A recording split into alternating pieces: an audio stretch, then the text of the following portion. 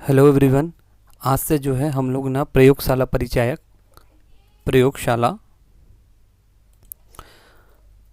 आज से हम लोग जो है प्रयोगशाला परिचायक प्रयोगशाला परिचारक की कक्षा स्टार्ट कर रहे हैं। इसका हम लोग जो है सिलेबस एक बार देख लेते हैं। इसमें जो है सिलेबस में देखेंगे, सबसे पहले 60 नंबर का विज्ञान है जो 3 पार्ट में बटा हुआ है, बायोलॉजी, फिजिक्स और केमिस्ट्री। ठीक है। और इसमें बताया गया है कि सिलेबस में 9th और 10th SCRT के स्तर का होगा। ठीक है। इसका पाठ्यक्रम जो है 9th और 10th के जो साइंस है उसके पाठ्यक्रम के स्तर तक का होगा। बोला एज इट इज़ वो होगा ये नहीं बताया, उसके स्तर तक का होगा। उसके बाद जो है 40 नंबर का जो है, इसमें आपको इंडियन जीएस मतलब भारत का समान भूगोल, जिसमें आपको भौतिक भूगोल, सामाजिक भूगोल, आर्थिक भूगोल, मानवीय भूगोल के बारे में पढ़ना पड़ेगा। उसके बाद छत्तीसगढ़ का CGGS या छत्तीसगढ़ का सामान्य अध्ययन बोल सकते हैं। और उसके बाद जो है इंडिया और CG का करंट अफेयर्स, इंडिया और CG का करंट अफेयर्स, ये 40 नंबर का रहेगा। और ये 60 नंबर का साइंस का पार्ट रहेगा जिसमें बायोलॉजी, फिजिक्स और केमिस्ट्री रहेगा। और इसमें बताया कि 9th और 10th के जो है राज्य का जो SCRT के लेवल का पाठ्यक्रम स्तर का रहेगा। ठीक है। उसके बाद जो है हम लोग आगे का हमारा रणनीति क्या रहेगा, अभी हम लोग जो शुरुआत जो है बायोलॉजी की क्लास से स्टार्ट करेंगे, जीव विज्ञान की क्लास से स्टार्ट करेंगे। उसके बाद एक एक सब्जेक्ट हम लोग फिनिश करते जाएंगे। उससे संबंधित आपको नोट्स एक जगह पे मिल जाएगा। उससे संबंधित जितने भी प्रीवियस ईयर क्वेश्चन, पहले मैं आपको कॉन्सेप्ट बताऊंगा, हर सब्जेक्ट का पहले कॉन्सेप्ट बताऊंगा। कॉन्सेप्ट बताने के बाद जो है उससे रिलेटेड जो है आप लोग नोट्स तैयार करेंगे। फिर उसके बाद जो है और PYQ प्रीवियस ईयर क्वेश्चंस अलग अलग टाइप के जो है अलग अलग एग्जाम में आए MCQ क्वेश्चन को जो है हम लोग सॉल्व करेंगे। ठीक है। चलिए स्टार्ट करते हैं। सबसे पहले जीव विज्ञान। देखिए जीव विज्ञान है ना, जीव विज्ञान जो है ना, जीव विज्ञान इंग्लिश में इसको बायोलॉजी बोलते हैं, बायोलॉजी। ठीक। बायोलॉजी जो है ग्रीक भाषा का शब्द है जो 2 शब्द से मिलकर बना है, बायो प्लस लॉजी। बायो का मतलब होता है जितने भी लिविंग बींग्स है ना, सजीव प्राणी। और लॉजी का मतलब होता है अध्ययन, स्टडी। तो जितने भी सजीव प्राणी हैं उनका अध्ययन करना ही बायोलॉजी कहलाता है। ठीक है। तो बायोलॉजी के इसमें देखेंगे 1 लाइनर में क्या क्या पूछता है, बायोलॉजी के पिता किसको कहते हैं। तो सबसे पहली बार जो है जीव विज्ञान के रूप में ना अध्ययन करने का श्रेय जो है अरस्तु को जाता है। इन्होंने लगभग जो है 500 प्रकार के जो है जंतुओं का जो है ना, लगभग जो लिविंग बींग्स बोल सकते हैं या सजीव प्राणी, उनका अध्ययन किया था। इसीलिए जो है जंतु विज्ञान के पिता भी इनको बोलते हैं, जीव विज्ञान के पिता भी इनको कहा जाता है। तो जीव विज्ञान के पिता किसको कहते हैं, अरस्तु को कहते हैं। इन्होंने लगभग जो है 500 प्रकार के जो है सजीवों का जो है अध्ययन किया था। उसके बाद जो है जीव विज्ञान जो शब्द है, एक्चुअल में बायोलॉजी का अध्ययन किन्होंने सबसे पहले स्टार्ट किया था बोलने से अरस्तु ने। इसी को जो है इन्हीं को जो है जीव विज्ञान का पिता भी बोलते हैं। जीव विज्ञान जो है शब्द किसने दिया था बोलने से 1802 में लेमार्क और ट्रेवेनियर्स ने। लेमार्क और ट्रेवेनियर्स जो जीव विज्ञान को जीव विज्ञान ही क्यों बोल रहे हैं, ये शब्द देने का श्रेय जो है 1802 में लेमार्क और ट्रेवेनियर्स को जाता है। ठीक है। फिर उसके बाद देखेंगे जीव विज्ञान की शाखाएं। जीव विज्ञान का ना अलग अलग पार्ट में क्लासिफिकेशन किया गया अध्ययन की सुविधा की दृष्टि से। सबसे पहले देखोगे जंतु विज्ञान है ना, जंतु विज्ञान में जितने भी जंतु और जो मनुष्य रहते हैं, जंतुओं और मनुष्यों का जो है इसमें अध्ययन किया जाता है। जितने प्रकार के लिविंग बींग्स हैं उनका जो है अध्ययन जंतुओं और मनुष्यों का अध्ययन किसमें किया जाता है, जंतु विज्ञान में। उसके बाद अगला क्लासिफिकेशन देखोगे वनस्पति विज्ञान। जितने भी टाइप के पेड़ पौधे हैं, पादपों का जो है वर्णन जो है ना या पादपों का अध्ययन किसमें किया जाता है, वनस्पति विज्ञान में। उसके बाद अगला देखेंगे सूक्ष्म विज्ञान। सूक्ष्म विज्ञान जो है इसमें जो है हम लोग रोगाणुओं के बारे में अध्ययन करते हैं। जितने भी टाइप के जो सूक्ष्म जीव है जिनको हम नग्न अवस्था में नहीं देख सकते, मतलब खुली आंखों से हम लोग नहीं देख सकते, तो उनका अध्ययन जो है सूक्ष्म विज्ञान में किया जाता है। उसके बाद है आनुवंशिकी। आनुवंशिकी में जो है जीन का अध्ययन किया जाता है या वंशावगति के बारे में बताया जाता है। जैसे हम लोग देखते हैं जो जेनेटिक मटेरियल्स बोल सकते हैं ना, आनुवंशिक पदार्थ क्या क्या हो सकते हैं बोलने से, एक तो क्रोमोसोम होता है, एक होते हैं क्रोमोसोम हो गया, एक हो गया DNA हो गया और एक हो गया जीन। इन सबको जो है आनुवंशिक पदार्थ बोलते हैं, मतलब एक पीढ़ी से दूसरे पीढ़ी में हस्तांतरित होते हैं। ठीक। तो ये हमारा जो है बेसिक इंट्रोडक्शन था। अब देखोगे इसी के आगे देखेंगे तो जो मैं आपको बताया था जीव विज्ञान, जीव विज्ञान के पिता किसको बोलते हैं? जीव विज्ञान के पिता जो है अरस्तु को बोलते हैं। और जीव विज्ञान शब्द किसने दिया था? लेमार्क और ट्रेविसियस ने 1802 में दिया था। उसके बाद क्या बताया था? जीव विज्ञान की अलग अलग शाखाएं हैं जिसको अध्ययन की दृष्टि से हम लोग अलग अलग पार्ट में बांट दिए। सबसे पहले जंतु विज्ञान, जितने जंतु और मनुष्यों का अध्ययन इसमें करते हैं। वनस्पति विज्ञान में जितने भी पादप जो जगत है उनका जो अध्ययन किया जाता है। सूक्ष्म विज्ञान या माइक्रोबायोलॉजी बोलते हैं, इसमें रोगाणुओं, बैक्टीरिया, वायरस और जो है ऐसे जीव जिनके हम लोग सूक्ष्म मतलब नग्न आंखों से हम लोग नहीं देख सकते उनका अध्ययन किया जाता है।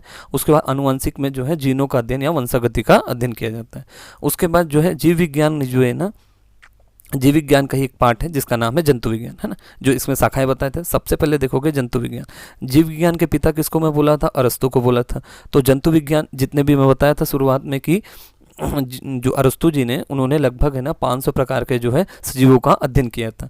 तो इसी वजह से जंतु विज्ञान को क्या बोलते हैं? जूलॉजी बोलते हैं। और जंतु विज्ञान के पिता किसको कहा जाता है? अरस्तु को ही कहा जाता है। इन्होंने एक बुक लिखा था, जो भी अपने स्टडी किया था, स्टडी करने के बाद जो निष्कर्ष जो है उस किताब में लिखा था, उन किताब का नाम है Historia of Animalia. Historia of जो है एनिमिलिया जो है इनकी बुक का नाम था। उसके बाद जो है अगला क्लासिफिकेशन देखे थे हम लोग वनस्पति विज्ञान। वनस्पति विज्ञान में जितने भी पादपों का अध्ययन किया जाता है और वनस्पति विज्ञान के पिता किसको कहते हैं? थ्रियोफिट्स, है ना। वनस्पति विज्ञान के पिता किसको कहते हैं? थ्रियोफिट्स को। इनकी बुक का नाम था हिस्टोरिया ऑफ प्लांटेरम। देखो प्लांटेरम मतलब प्लांट, एनिमिलिया मतलब, देखो एनिमिलिया मतलब एनिमल, है ना, एनिमल या जंतु जगत का अध्ययन किया था। तो जंतु विज्ञान जिसको जूलॉजी भी बोलते हैं, इसके पिता अरस्तु को कहते हैं और इनकी बुक का नाम था हिस्टोरिया ऑफ एनिमिला। वही चीज़ पादप विज्ञान का अध्ययन किस में करते हैं? वनस्पति विज्ञान में, जिसके जो है पिता किसको बोलते हैं? थ्रियोफिट्स, है ना, थ्रियोफिट्स। इनकी बुक का नाम था हिस्टोरिया ऑफ प्लांटेरम। ठीक, आगे चलते हैं। उसके बाद देखे थे हम लोग सूक्ष्म विज्ञान, है ना। सूक्ष्म विज्ञान माइक्रोबायोलॉजी, जिसको हम लोग नग्न अवस्था से नहीं देख सकते, फिर सूक्ष्मदर्शी वगैरह का प्रयोग करके हम उनको देखते हैं, जिसमें हम लोग बैक्टीरिया, जीवाणु और भी जो चीज़ों का अध्ययन करते हैं। तो सूक्ष्म विज्ञान के पिता को उन्हें बोलने से ल्यूएनहॉक, है ना।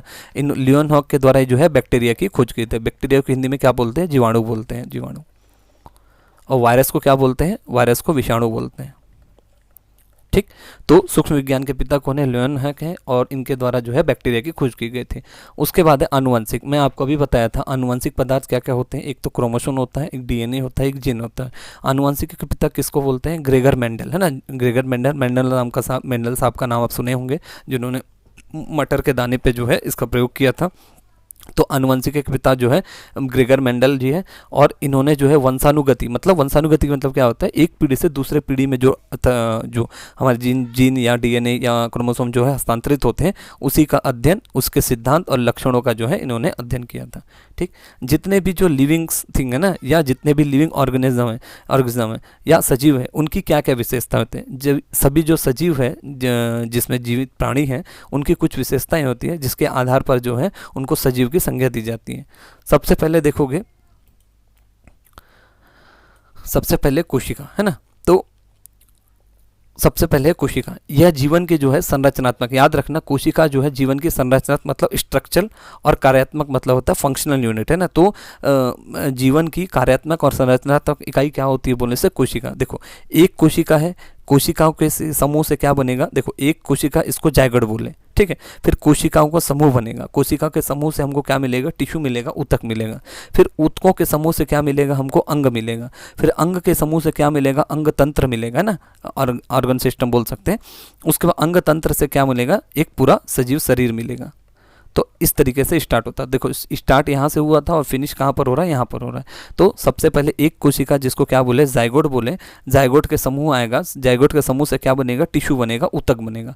ऊतकों के समूह से क्या बनेगा? अंग बनेगा। अंग के समूह से क्या बनेगा? अंग तंत्र बनेगा। जैसे परिसंचरण तंत्र हो गया, उत्सर्जन तंत्र हो गया, है ना, श्वसन तंत्र हो गया। ये तंत्र मतलब ये ग्रुप है, अलग अलग एक ग्रुप है, और इन सभी तंत्रों को एक कॉम्बिनेशन क्या होगा? एक सजीव शरीर होगा।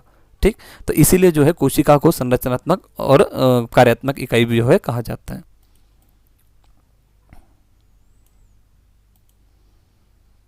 ठीक, अब जो हम लोग कोशिका देखें, आगे चल के, अभी देखो मैं अभी सजीव की विशेषताएं क्या क्या बताएं वो बता रहा हूँ। ठीक है, आगे चल के हम लोग एक एक चीज़ देखेंगे कि कोशिका क्या है, कोशिका के अंदर फिर क्या क्या चीज़ें मिलती हैं। तो देखोगे कोशिका जो है ना, दो टाइप के मेनली बांटा गया है। सबसे पहले है प्रोक्रियाटिक, प्रो मतलब पहला, ठीक। दूसरा है यूक्रियाटिक, है ना। प्रोकैरियोटिक और यूकैरियोटिक। प्रोकैरियोटिक इसको ना प्राथमिक कोशिका भी बोलते हैं या प्राचीन कोशिका भी बोलते हैं, ठीक है। इसमें जो है देखो एक कोशिका है, कोशिका के अंदर जो है ना अंदर सेंटर वाला पार्ट, इसको क्या बोलते हैं, केंद्रक बोलते हैं। तो प्रोकैरियोटिक जब मतलब जो मानव जीवन या एक्चुअल में अर्थ में जो है जीवन जब स्टार्ट हुआ था, तो उतना समय जो सेल हमको प्राप्त हुआ या उसके बारे में जानकारी मिला, उसको बोलते हैं प्रोकैरियोटिक कोशिका, है ना, प्रोकैरियोटिक सेल बोलते हैं। इसमें जो है सेंटर वाला पार्ट को क्या बताया था मैं, केंद्रक बताया था। तो यहाँ पर जो है केंद्रक झिल्ली जो है ना, केंद्रक एक तो सही तरीके से डेवलप नहीं होता है, दूसरा जो है केंद्रक झिल्ली जो है इसमें जो है अनुपस्थित रहती है, इसीलिए इसको जो है प्राचीन कोशिका भी कहा जाता है, ठीक है। कभी आपको आ गया कि प्राचीन कोशिका किसे कहते हैं, बोलने से प्रोकैरियोटिक कोशिका को प्राचीन कोशिका बोलते हैं। और किसमें जो है केंद्रक झिल्ली या केंद्रक झिल्ली अनुपस्थित किसमें होता है, प्रोकैरियोटिक में। उसके बाद जो है प्रोकैरियोटिक में जो है ना केंद्रक जो है सही तरीके से डेवलप भी नहीं होता है। उसके बाद जो है इसमें जो है 70S टाइप के राइबोसोम पाए जाते हैं। फिर और भी अलग अलग क्लासिफिकेशन, मोटा मोटा मैं बता रहा हूँ। प्रोकैरियोटिक कोशिका मतलब जिसमें केंद्रक झिल्ली अनुपस्थित रहेगा, केंद्रक सही तरीके से डेवलप नहीं हुआ होगा, इसको प्राचीन कोशिका भी बोलते हैं। इसके एग्जाम्पल क्या क्या है, सबसे पहले जीवाणु। जीवाणु किसको बताया था मैं, बैक्टीरिया को बोलते हैं। उसके बाद है नीले हरे शैवाल, ब्लू ग्रीन एल्गी बोलते हैं। उसके अलावा है साइनोबैक्टीरिया, जीवाणु, साइनोबैक्टीरिया और ब्लू ग्रीन एल्गी, ठीक है। उसके बाद यूकैरियोटिक क्या होगा, जस्ट इसको ना प्राचीन कोशिका बोले तो इसको क्या बोलेंगे, आधुनिक कोशिका भी कहते हैं, यूकैरियोटिक। यूकैरियोटिक क्या होगा, जस्ट उसका अपोजिट। तो आधुनिक कोशिका मतलब इसमें केंद्रक जो है अच्छे तरीके से विकसित रहेगा, दूसरा केंद्रक झिल्ली पाया जाएगा। उसके बाद यहाँ पर ATS टाइप के राइबोसोम पाए जाएंगे। उसके बाद देखोगे इसमें क्या क्या एग्जाम्पल है, कवक कोशिका हो गया, एक शैवाल कोशिका, पादप कोशिका, जितने भी पेड़ पौधे के कोशिका होंगे, जंतु के कोशिका होंगे, उसका कवक के कोशिका होंगे, शैवाल कोशिका होंगे, ये सब चीज़ें जो है यूकैरियोटिक सेल में पाया जाता है, ठीक। उसके बाद देखोगे कोशिका के अंदर देखो एक कोशिका है ना, ये कोशिका का ये बाहरी आवरण है, ये कोशिका झिल्ली द्वारा रहता है। उसके बाद यहाँ पर एक पड़ता है केंद्रक, है ना, केंद्रक देखो केंद्रक का भी झिल्ली रहता है, केंद्रक झिल्ली ऐसे, ठीक। कोशिका यहाँ पर जो है जीव द्रव्य पाया जाएगा, ठीक। तो देखो यहाँ पर की पॉइंट्स में क्या क्या दिया देख लेते हैं। जीवाणु और शैवालों, है ना, जीवाणु और शैवाल के बीच की कड़ी को क्या बोलते हैं, जीवाणु और शैवाल के बीच की कड़ी को क्या बोलते हैं, जितने भी जो जीवाणु हैं और शैवाल है इसके बीच की कड़ी को क्या बोलते हैं, हरे नीले शैवाल के रूप में जाना जाता है, ठीक है। मतलब देखो यहाँ बैक्टीरिया और जो शैवाल है इनको जो है इनके बीच का जो कड़ी क्या है, ब्लू ग्रीन एल्गी जो है दोनों के बीच की कड़ी। उसके बाद जीव द्रव, दूसरी विशेषताएं देखेंगे। दूसरी विशेषता जीव द्रव क्या होता है, कोशिका के अंदर जो है जितना भी मटेरियल जो हमारा लिक्विड मटेरियल जो पाया जाएगा उसको क्या बोलेंगे, जीव द्रव बोलेंगे, ठीक है। जीव द्रव का होना जो है सजीवों की दूसरी विशेषता है, ठीक। तो हेक्सेले ने जो है ना, हेक्सेले ने सबसे पहले जो है ना जीव द्रव्य जो है ना इन्होंने कहा था कि ये जीवन का भौतिक आधार है। तो हेक्सेले ने बताया था कि जो जीव द्रव्य जो है जीवन का ये आधार है। उसके बाद जीव द्रव्य की खोज किसने की थी बोलने से, परकिंजे ने, ठीक है। परकिंजे ने जो है ना जीव द्रव्य की खोज दी और नाम जो है वैज्ञानिक नाम दिया था, ठीक है। हेक्सेले ने बताया था कि जीव द्रव जो है प्रोटोप्लाज्म जो है जीवन का भौतिक आधार है। दूसरा जीव द्रव की खोज किसने की थी बोलने से, परकिंजे ने। देखो ये है सेंटर केंद्रक के बाहरी आवरण में क्या पाया जाएगा, केंद्रक झिल्ली। ये है कोशिका के बाहरी आवरण में क्या जाएगा, कोशिका झिल्ली पाया जाएगा। अब देखोगे यहाँ पर जो है पूरा लिक्विड टाइप का जो मटेरियल मिलेगा उसको बोलेंगे जीव द्रव्य, ठीक है। तो जीव द्रव्य क्या है, कोशिका के भीतर का जितना भी जो है तरल पदार्थ जो है ये हमारा क्या कहलाएगा, जीव द्रव्य कहलाएगा। आगे चलते हैं। अब देखो जीव द्रव्य जो है, जीव द्रव्य भी ना दो पार्ट में बटा रहता है। देखो जीव द्रव्य भी दो पार्ट में बटा रहता है, कैसे, देखो ये है कोशिका, ये है केंद्रक। यहाँ पर जो लिक्विड मटेरियल मिलेगा इसी को क्या बोले, जीव द्रव्य, है ना, इसको प्रोटोप्लाज्म बोले। उसके बाद जो है यहाँ पर जो पाया जाएगा, देखो यहाँ पर कोशिका में जो द्रव्य पाया जाएगा, ये देखो यहाँ पर जो द्रव्य पाया जाएगा ये पूरा ओवरऑल जो है यहाँ और यहाँ जो कंप्लीट पार्ट है इसको क्या बोलेंगे, जीव द्रव्य बोले। उसके बाद जो है यहाँ जो लिक्विड पार्ट जाया जाएगा इसको बोलेंगे कोशिका द्रव्य। और इसमें ही ना ऑर्गन्स बन मिलेंगे ना, अंग बन मिलेंगे, कोशिका अंग मिलेंगे, जैसे माइटोकॉन्ड्रिया सुने होंगे, राइबोसोम सुने होंगे, ये सब चीज़ें जो अंग बन फिर ये सब चीज़ें जो है कोशिका अंग कहलाएगा। तो देखोगे कोशिका का तरल भाग है ना, कोशिका का तरल भाग क्या कहलाएगा, कोशिका द्रव्य कहलाएगा। देखो जीव द्रव्य के अंदर ही साइटोप्लाज्म आता है। जनरली हम लोग जीव द्रव्य को प्रोटोप्लाज्म साइटोप्लाज्म के नाम से जानते हैं, लेकिन अलग है। जीव द्रव्य में क्या आएगा, जीव द्रव्य में कोशिका द्रव्य आएगा, कोशिका अंग आएगा। मतलब कोशिका के अंदर क्या क्या अंग स्थित होते हैं, माइटोकॉन्ड्रिया, राइजोसोम, ये सब चीज़ें करके होती हैं, ठीक है। तो कोशिका का तरल भाग जिसमें कोशिका झिल्ली तथा केंद्रक झिल्ली के जो है ना भरे हुए तरल पदार्थ को क्या बोलते हैं, कोशिका द्रव्य बोलते हैं। देखो ये कोशिका हो गया, ये बीच में केंद्रक हो गया, यहाँ पर जो लिक्विड पार्ट जो मिलेगा इसको क्या बोलेंगे, कोशिका द्रव्य। उसके बाद यहाँ पर बीच बीच में आपको ऑर्गन्स मिलेंगे अलग अलग शेप के, माइटोकॉन्ड्रिया हो गया, राइबोसोम हो गया, है ना, फिर लवक वगैरह भी मिलते हैं पादप वगैरह में, ठीक है। तो अलग अलग जो है ना आपको अंग मिलेंगे, इसको क्या बोलेंगे, कोशिकांग। तो कोशिका द्रव्य और कोशिकांग मिलकर जो है जीव द्रव्य का निर्माण बनाते हैं, ठीक है। तीसरा है उपापचयन, है ना, उपापचयन इसको बोलते हैं मेटाबॉलिज्म, है ना, मेटाबॉलिज्म।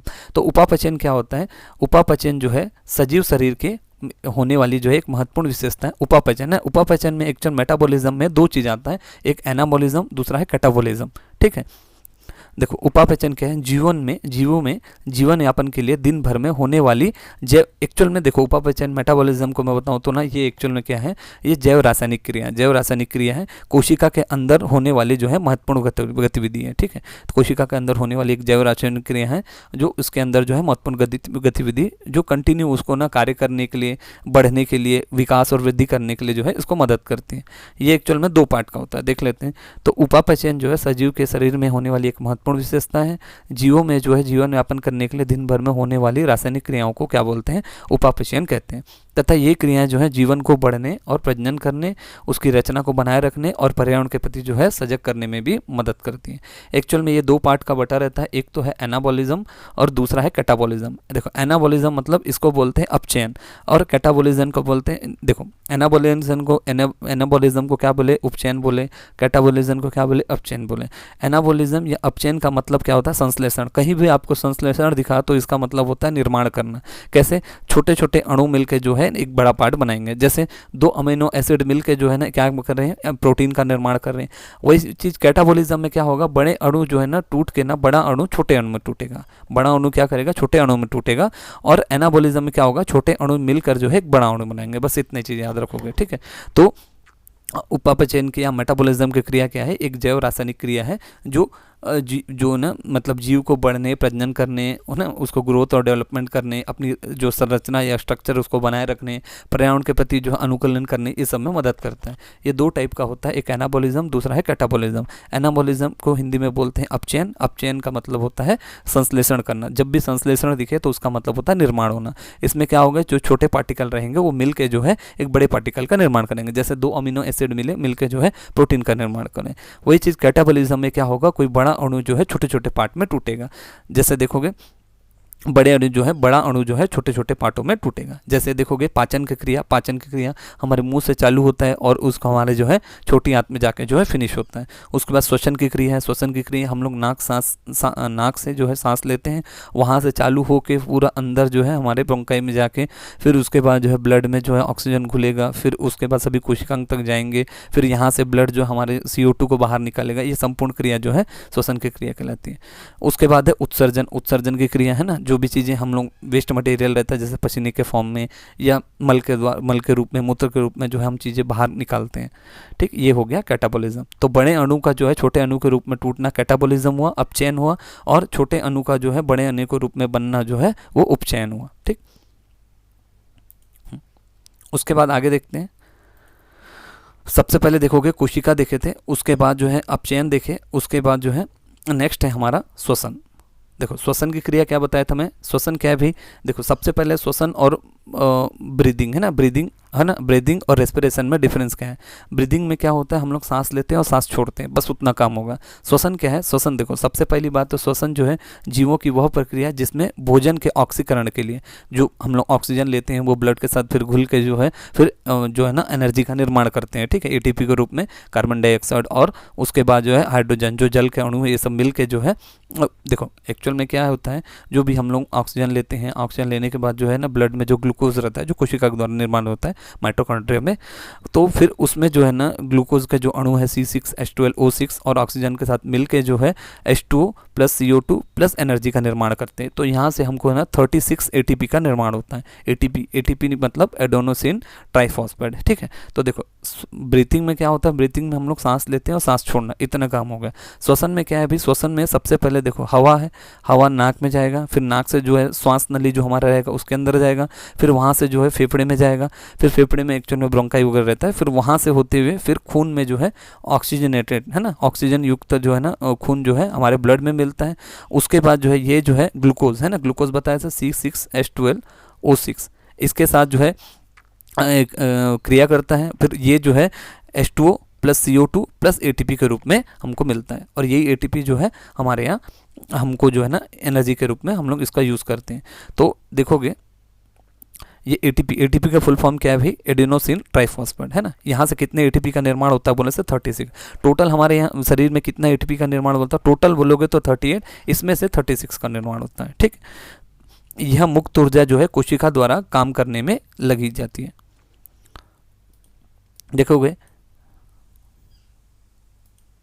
नेक्स्ट देखते हैं आगे। देखो ATP को जो है मानव शरीर की मुद्रा या करेंसी भी कहा जाता है। ATP को जो है मानव शरीर की जो है मुद्रा या करेंसी भी कहा जाता है। एक ATP जो है ATP जो है ऊर्जा मुक्त ऊर्जा कितना होता है 7.3 कैलोरी है ना, 7.3 कैलोरी के समान जो है होता है। ठीक है, उसके बाद श्वसन कैसी क्रिया बोलने से अपचयन क्रिया। देखो अपचयन और उपचयन में बताया था। अपचयन में क्या होगा, छोटे अणु मिलकर जो है बड़े अणु का निर्माण करेंगे। उपचयन में क्या होगा, नहीं सॉरी, अपचयन में जो है बड़े अणु मिलकर जो है छोटे अणु का निर्माण करेंगे, और उपचयन में क्या होगा, छोटे अणु मिल के जो है बड़े अणु का निर्माण करेंगे। ठीक, उसके बाद सजीवों की अगली विशेषता क्या है, पोषण। पोषण मतलब न्यूट्रिशन। देखो भाई सीधी बात है, हमको कार्य करने के लिए दिन भर कार्य करने के लिए हमको ऊर्जा चाहिए। ऊर्जा कैसे मिलेगा, हम लोग कुछ भी अच्छी जो चीज़ें जाएंगी खाएंगे पिएंगे तभी हमको ऊर्जा मिलेगा। तो ऊर्जा प्राप्त करने के लिए है ना, ऊर्जा प्राप्त करने के लिए लिए गए भोज्य पदार्थों को क्या कहा जाता है, पोषण कहा जाता है। पोषण भी दो टाइप का होता है, एक तो स्वयं पोषण होता है और देखिए होता है परपोषण होता है। स्वयं पोषण मतलब इसमें जो है स्वपोषण क्या होता है, इसमें भोजन जो है स्वयं तैयार करते हैं। जैसे पादप हो गए, शैवाल हो गए, युगलिना हो गए, ये अपना भोजन जो है स्वयं तैयार करते हैं। जैसे हम लोग हैं, हम लोग स्वयं तैयार नहीं करते खाना बनाने को, नहीं, वो हम लोग दूसरे पे डिपेंडेड है। वो तैयार फूड आएगा फिर हम लोग उसको तैयार करेंगे। ठीक है, तो परपोषण क्या होता है, परपोषी या परपोषण ये भोजन के लिए क्या होते हैं, दूसरे पर निर्भर होते हैं। स्वयं पोषण या स्वयं पसी में क्या होगा, ये अपना भोजन स्वयं तैयार करेंगे, जैसे पादप हो गया, शैवाल हो गया, युगलिना। और परपोषी कौन होंगे, ये भोजन के लिए दूसरे पर निर्भर करेंगे, जैसे जानवर हो गए, कवक हो गए है ना, मनुष्य भी इसमें आ जाएंगे, परजीवी हो गए। ठीक, ये परपोषी हो। उसके बाद देखोगे अगला जो है हमारे सजीव की विशेषता क्या है, सजीव की विशेषता में देखोगे उत्सर्जन। तो जितने भी वेस्ट मटेरियल है जो हमारे काम के लायक नहीं है, वो सब चीज़ों को हम लोग क्या करते हैं, शरीर से बाहर कर देते हैं, पसीने के फॉर्म में या मल के मूत्र के फॉर्म में, ये सब है ना। तो उत्सर्जन क्या है, सजीव शरीर के निकलने वाले अपशिष्ट पदार्थों को क्या कहा जाता है, उत्सर्जन कहा जाता है। उत्सर्जन भी कैसी क्रिया, एक अपचयन के मतलब छोटे मॉलिक्यूल मिलके जो है बड़े मॉलिक्यूल का निर्माण करते हैं। उसके बाद है प्रजनन। प्रजनन क्या होगा, प्रजनन भी अपने समान जो है संतति, अपने समान जो है प्रजाति का मतलब वो पैदा करना या निर्माण करना बोल सकते हैं। तो ऐसी जैविक प्रक्रिया जिसमें नए सजीव का निर्माण उन्हीं के माता पिता के द्वारा होता है, उसी को क्या बोलते हैं, प्रजनन होता है। और प्रजनन भी दो टाइप का होता है, एक तो लैंगिक प्रजनन और दूसरा है अलैंगिक प्रजनन। तो लैंगिक प्रजनन क्या होगा, इसमें जो है लैंगिक प्रजनन जो के लिए क्या होगा, जो लैंगिक अंग रहेंगे वो जो है डेवलप होंगे, जैसे मेल और फीमेल में। ठीक है, तो लैंगिक प्रजनन में क्या होगा, अंगों के उपभोग से होने वाली प्रजनन प्रक्रिया को क्या बोलते हैं, लैंगिक प्रजनन। अलैंगिक प्रजनन क्या होगा, इसमें प्रजनन अंगों के बिना जो है प्रजनन होता है। उसके बाद अगला विशेषता देखोगे संवेदनशीलता। संवेदनशीलता मतलब सेंसिटिविटी ना, मतलब जो वातावरण के प्रति जो भी चीज़ें रिएक्शन होगा, वो भी जो भी चीज़ें चेंजेस आएगा उसके प्रति जो है संवेदन होना। तो देखो संवेदनशीलता क्या है, सजीव जो है अपने पर्यावरण के प्रति बहुत ही संवेदनशील होते हैं। इसका मतलब ये है कि सभी सजीव अपने पर्यावरण में चारों ओर होने वाली घटनाओं को महसूस कर सकते हैं तथा उसके हिसाब से क्या है प्रतिक्रिया करते हैं। जैसे मान लीजिए एग्जाम्पल कि भाई जैसे अचानक गर्मी पड़ रहा था और गर्मी पड़ते पड़ते जो है ना 2 दिन तक कंटिन्यू बारिश हुआ। अब बारिश होने से क्या होगा भाई, अब जो हमारा शरीर है ना उसी के अकॉर्डिंग जो वातावरण के अकॉर्डिंग रिएक्ट करेगा। ज़्यादा सर्दी बढ़ा, ठंडी बढ़ा तो फिर हमको सर्द हो सकता है। वही अचानक बारिश हो रहा था, फिर 3-4 दिन बहुत तेज़ धूप पड़ा, बहुत गर्मी पड़ा, तो क्या होगा, फिर बॉडी उसके प्रति सेंसिटिव होगा। ठीक है, इसको बोलते हैं संवेदनशीलता। उसके बाद है अनुकूलन। अनुकूलन का मतलब ये होता है बॉडी जो है पर्यावरण के अकॉर्डिंग या परिस्थिति के अकॉर्डिंग जो है अपने हिसाब से उसको ना चेंजेस लाता है। जैसे देखिए होगे अचानक ठंडी होता है या अचानक गर्मी आता है या अचानक बरसात आता है, तो हमारे बॉडी में भी चेंजेस आता है। तो वैसे ही अनुकूलन क्या होता है, इस प्रक्रिया के अनुसार कोई भी सजीव वातावरण में होने वाले उतार चढ़ाव के हिसाब से जो है खुद को क्या कर लेता है, ढाल लेता है। ठीक, उसके बाद अगली विशेषता देखोगे जीवन चक्र। जीवन चक्र क्या होता है भाई, एक जायगोट, एक सेल बनने से लेके मृत्यु तक का प्रक्रिया को जो है इसको जीवन चक्र कहते हैं। जैसे देखते हैं, देखो सजीव, सभी सजीव को जन्म से लेके मरने तक की जो है ना बीच की प्रक्रिया को दर्शाता है। जैसे सबसे पहले देखोगे एक जायगोट है ना, जायगोट जैसे जो ह्यूमन में देखोगे तो मेल का जो है शुक्राणु और फीमेल का अंडाणु है ना, ये माता के गर्भ में ये जो है ना दोनों जो फर्टिलाइज होगा और उससे क्या बनेगा, जायगोट बनेगा। जायगोट से क्या होगा, फिर भ्रूण बनेगा, एम्ब्रियो बनेगा। उसके बाद जो है एक बच्चे का जन्म होगा, फिर उसका बचपन आएगा, बचपन से उसका किशोर अवस्था आएगा, फिर उसके बाद वो वयस्क होगा, फिर उसके बाद बुढ़ापा आएगा, बुढ़ापा के बाद जो है उसका मृत्यु होगा। तो ये सभी सजीव में ना होने वाली एक प्रक्रिया है, ठीक है। तो ये सजीवों की जो है ना विशेषताएं हैं। ध्यान से सुनेंगे सभी चीज़ों को। हाँ, तो सबसे पहले हमने देखा था कि जो है ना जीव विज्ञान क्या है, इसके पिता किसको, जीव विज्ञान के पिता किसको बोलते हैं, फिर जंतु विज्ञान के पिता कौन है, फिर उसके बाद माइक्रोबायोलॉजी, सूक्ष्म विज्ञान के पिता कौन है, आनुवंशिक के पिता कौन है। उसके बाद हमने देखा था कि जो है ना सजीव जो है, सजीव किसको कहते हैं, सजीव की क्या क्या विशेषताएं, ये सब विशेषताएं यदि उसमें शामिल है तो उनको सजीव की संज्ञा दी जाती है। उसके बाद जो है हमारा अगला टॉपिक है साइटोलॉजी, है ना। साइटोलॉजी देखो, मैं आपको बताया था कि कोई भी शब्द में हमको लॉजी दिखा, लॉजी का मतलब क्या होता है, अध्ययन होता है, और साइटो का मतलब होता है कोशिका या सेल, ठीक। तो मतलब लॉजी का मतलब हो गया अध्ययन और साइटो का मतलब हो गया सेल। तो ऐसा सब्जेक्ट जिसमें कोशिका का अध्ययन या कोशिका से इर्द गिर्द जितने भी संबंधित बात किया जाता है उसको क्या बोलते हैं, साइटोलॉजी।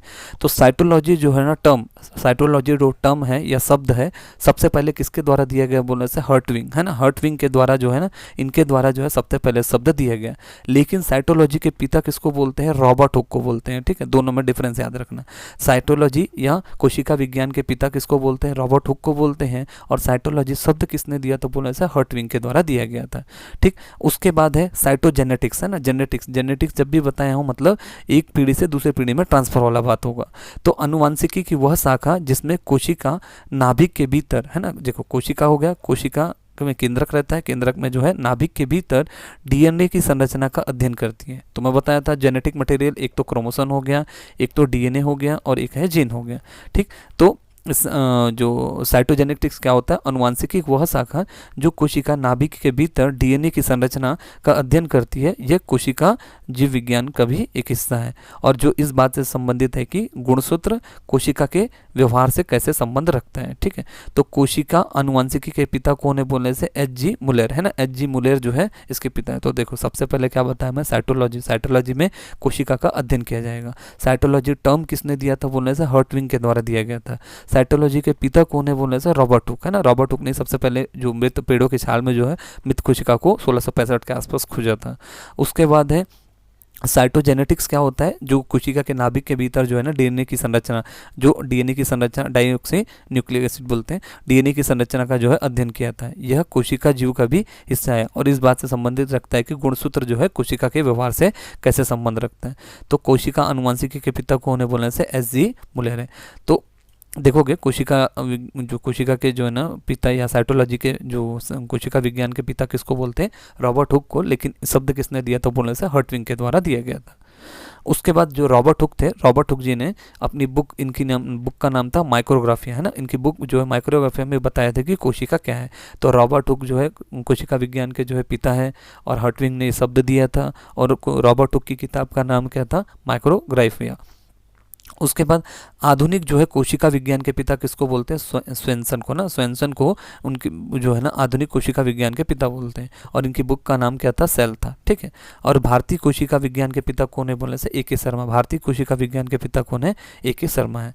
अब देखोगे जो कोशिका है, सेल है, देखो कोशिका से ही मैं बताया था, कोशिका के समूह से ऊतक बनता है, ऊतकों के समूह से अंग बनता है, अंगों के समूह से अंग तंत्र बनता है, उसके बाद एक शरीर का निर्माण होता है। तो कोशिका जो है एक कार्यात्मक और सजीव के जो है कार्यात्मक और संरचनात्मक इकाई है, फंक्शनल एंड स्ट्रक्चरल यूनिट, है ना। इसी से जो है पूरे शरीर का निर्माण होता है।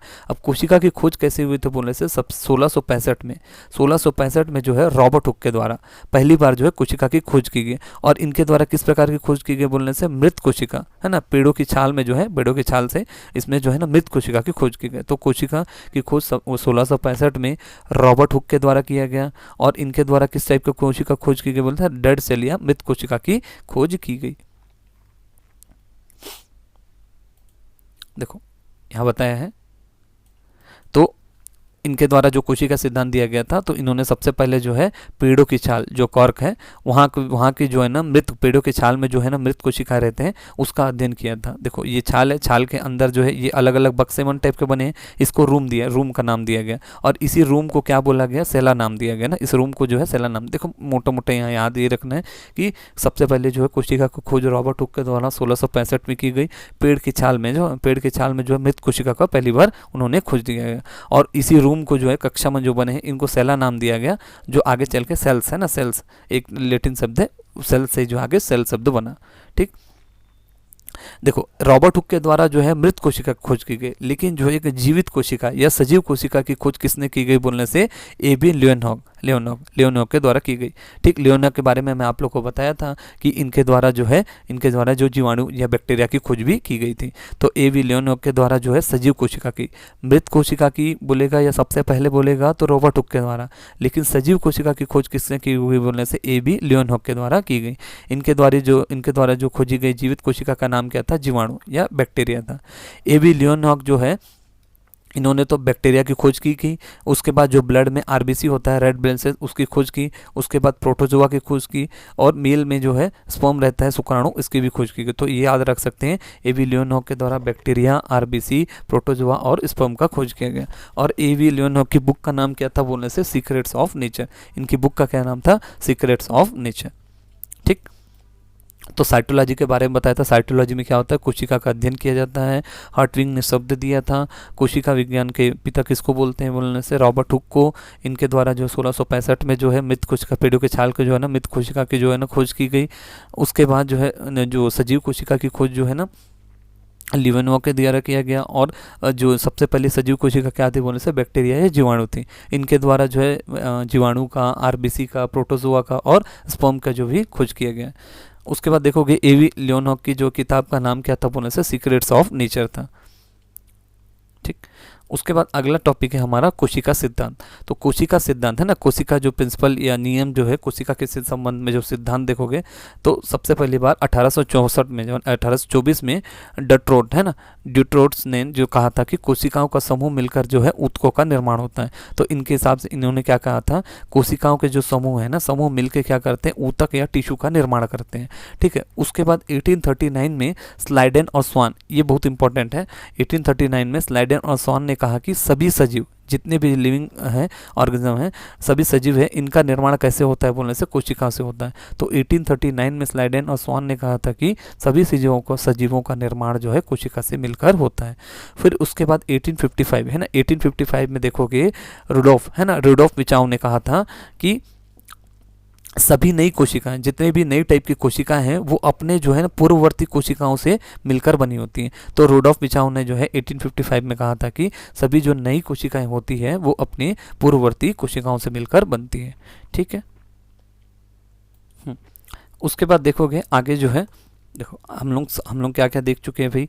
हम लोग देखेंगे सबसे पहले कोशिका सिद्धांत में ड्यूट्रोट्स के द्वारा जो है ना कहा गया था कि भाई कोशिकाओं का समूह मिलकर जो है ऊतकों का निर्माण करता है 1824 में। उसके बाद 1839 में जो है स्लाइडेन और स्वान ने कहा था कि सभी सजीव का निर्माण किससे मिलकर होता है, कोशिका से होता है। उसके बाद 1855 में रुडोल्फ विचाउ ने कहा था कि सभी जो नई कोशिकाएं हैं वो अपने पूर्व कोशिका या पूर्ववर्ती कोशिकाएं, जो कोशिका विभाजन आगे हम लोग देखेंगे, उसी से जो है इसका निर्माण होता है। ठीक, उसके बाद देखोगे स्वान नेक एक्सपेरिमेंट है ना, स्वान नेक एक्सपेरिमेंट, इनके द्वारा जो परीक्षण किया गया था, यह परीक्षण किसके द्वारा, स्वान नेक एक्सपेरिमेंट नाम है, यह परीक्षण जो है लुईस पाश्चर ने 1862 में किया। इनके हिसाब से जो है एक बंद सुराही में जो है ना, बंद सुराही में इनके द्वारा एक्सपेरिमेंट किया गया, तो उसमें जो है किसी भी टाइप का बैक्टीरिया का निर्माण नहीं हुआ। लेकिन जो है ना खुली सुराही में जब है ना ये एक्सपेरिमेंट किया गया, तो है ना बैक्टीरिया या सूक्ष्म जीव जो है जीवाणु उत्पन्न हुआ। खुले फ्लास्क में जो है जीवाणु उत्पन्न हुआ, लेकिन बंद सुराही में जब एक्सपेरिमेंट किया तो ये किसी प्रकार के जीवाणु उत्पन्न नहीं हुए। ठीक, तो सबसे पहले जीवित कोशिका भी देखोगे तो क्या था, जीवाणु था, बैक्टीरिया ही था। अब देखोगे ब्रह्मांड की सबसे छोटी कोशिका है ना, ब्रह्मांड की सबसे छोटी कोशिका कौन सा है बोलने से जीवाणु कोशिका, जो बैक्टीरिया सेल है वही सबसे छोटी कोशिका है। इस बैक्टीरिया का नाम क्या है भाई, पीपीएलओ का मतलब पॉलीप्यूरो लाइक ऑर्गेनिज्म, या इसी को बोलते हैं पॉलीप्यूरो निमोनिया लाइक ऑर्गेनिज्म। इसी पीपीएलओ का दूसरा नाम क्या है भाई, माइकोप्लाज्मा। इसी पीपीएलओ का दूसरा नाम क्या है, माइक्रोप्लाज्मा माइकोप्लाज्मा, और इसका आकार कितना होता है, 1 माइक्रोमीटर से भी कम होता है। माइकोप्लाज्मा एक ऐसा जीवाणु है जिसमें कोई भी कोशिका भित्ति नहीं होती। कोशिका भित्ति मतलब क्या होता है, एक कोशिका सेल है, इसके बाहर जो है आउटर साइड में जो झिल्ली नुमा संरचना पाया जाता है उसको बोलते हैं कोशिका भित्ति बोलते हैं। एक्चुअल में जो मानव शरीर में देखोगे तो उसमें कोशिका भित्ति नहीं पाया जाता, कोशिका झिल्ली पाया जाता है। वही पादप कोशिका में देखोगे, पादप कोशिका का जो आउटिंग लेयर रहता है वो उसमें कोशिका भित्ति पाई जाती है, ठीक है। तो माइकोप्लाज्मा एक ऐसा जीवाणु है जिसमें कोई भी जो है कोशिका भित्ति नहीं पाई जाती। माइकोप्लाज्मा को जंतु जगर का क्या बोलते हैं, जोकर कहा जाता है, क्योंकि इसका आकार जो है किसी प्रकार का निश्चित नहीं है। इसका आकार कितना बताए थे, 1 माइक्रोमीटर से भी कम होता है। माइकोप्लाज्मा का जो है ना दूसरा नाम क्या है, एमएलओ है। माइकोप्लाज्मा का दूसरा नाम क्या है, एमएलओ है ना, मॉलिक्यूल लाइक ऑर्गेनिज्म। फिर उसके बाद ब्रह्मांड की जो है सबसे बड़ी जो है कोशिका क्या है बोलने से, ब्रह्मांड की सबसे बड़ी कोशिका शुतुरमुर्ग के अंडे की कोशिका, शुतुरमुर्ग का जो अंडे की कोशिका है ब्रह्मांड की सबसे बड़ी कोशिका है। इसका आकार जो है 130 mm से लेके 170 mm तक होता है।